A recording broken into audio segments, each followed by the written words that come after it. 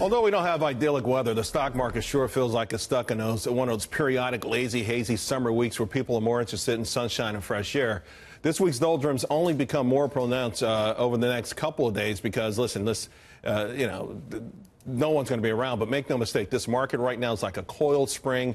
I think investors are ready to get back into the action next year. Now, the big question, of course, is what's going to drive the market, what sectors and strategies will outperform. I mean, can tech reload? Over the past month, technology has struggled. The S&P technology sector trading slightly lower than where it was on November 28th. Of course, the index is up 33% this year, far and above all the rest of the sectors out there. And we know that these pauses have usually been consolidation points for the next leg higher. And then there's dividends, or how about forgetting dividends in a higher rate environment? The S&P utility sector has been hammered, down almost 7% since mid-November. Investors have been ditching the safety of dividends in favor of growth, even at greater risk.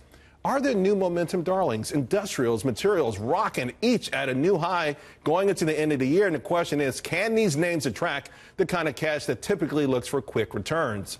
I think professional investors would be wise, however, to ditch the algorithms and forget about all that fancy, gimmicky stuff and just invest in American growth. That brings me to financials. Will they finally live up to the hype? Remember, the smartest guys in the room, well, they've seen their business models fold into living and dying strictly on trading, and so they might actually need more than lower taxes to justify higher share prices from here. Lots of questions for investors on the economy and the market, so let's ask Liz Peek, columnist for thefiscaltimes.com and contributor at The Hill, David Nelson, chief strategist of Belpointe Asset Management. Liz, what are you looking in your crystal ball for 2018? I wish I had a crystal ball for 2018 because, let's face it, the election outcome is going to be very important. Ouija board? Yeah, exactly. Any of those will do. Look, I think that what we see is worldwide growth propelling not only the U.S. economy, but all economies forward. And so I look at something like the oil sector, where people are very skeptical of the fact that oil prices have been trending up a little bit, but it is a commodity play at the end of the day. The lines of oil supply and demand globally have been nearing each other. We don't any longer have the gigantic glut that we had 2 or 3 years ago that drove prices down into the teens.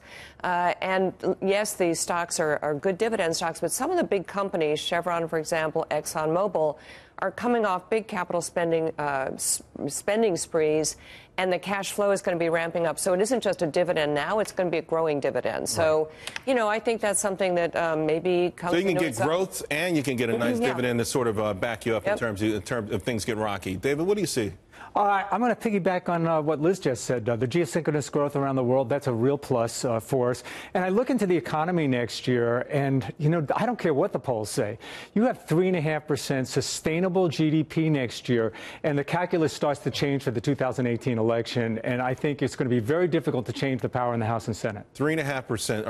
Are you convinced about that? I know right now we're in the midst of 3 consecutive quarters of 3% growth, which we haven't seen, I think, since the late 1990s. Look at what's happening with earnings already. The estimates are already going up. You're looking at about $150 in earnings in S&P earnings just because of this. You've already seen several companies like FedEx, pretty cyclical company, come out and say, you know what, we got to ratchet up our expectations for next year. I think that translates down to the economy as well. And I think all this immediate expensing of capital expenditures, that's an enormous thrust forward, and we're not seeing that at all yet. So you get that going, you're going to get productivity increases towards the end of the year, presumably. That's probably 0.5% in terms of the things economic growth too good. We know the Fed's going to hike rates at least 3 times next year.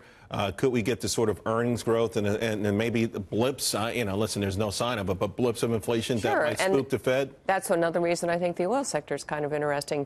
Traditionally, that you want to play something that can participate in that sort of demand push, and that maybe, look, people are not sure that oil prices are going to stay with these gains that they've had over the last couple of months, but that's a player. I think Saudi Arabia trying to take the largest oil company public means that they won't mess around. I can't see them trying to push prices lower. No question. Well, the geopolitical risks are the other side of the equation, because those are some of the risks. China, for me, is one of the bigger risks out there. They're ready to go to economic war. We've already seen what they did with South Korea. They forced an embargo. Economic war with America or with I think the Trump administration had better watch China. They seem very serious. What they did with South Korea is probably their playbook for the coming future. But China, though, still is a net plus for American business, at least the multinationals. I mean, the Apples and the Caterpillars of the world. Yeah, but it's very difficult to do business with them. If you're a company here in the United States, I don't care how big you are, when you have to partner with them, right. You have to hand over your intellectual property. At some point in time, that's not such good business. Which, by the way, I think is one of the reasons to be bullish on the United States and people spending money here just as the White House is expecting, because, in fact, people are beginning to realize that the great deals you were supposed to get, supposed to get in China really haven't come through very well. And so could we see that in consumer staples and like the Russell 2000? I don't know about consumer staples, pretty rich sector. Look, it's hard to have a bull market without technology, but the industrials that you mentioned, that could be the playbook. Infrastructure stocks. All right.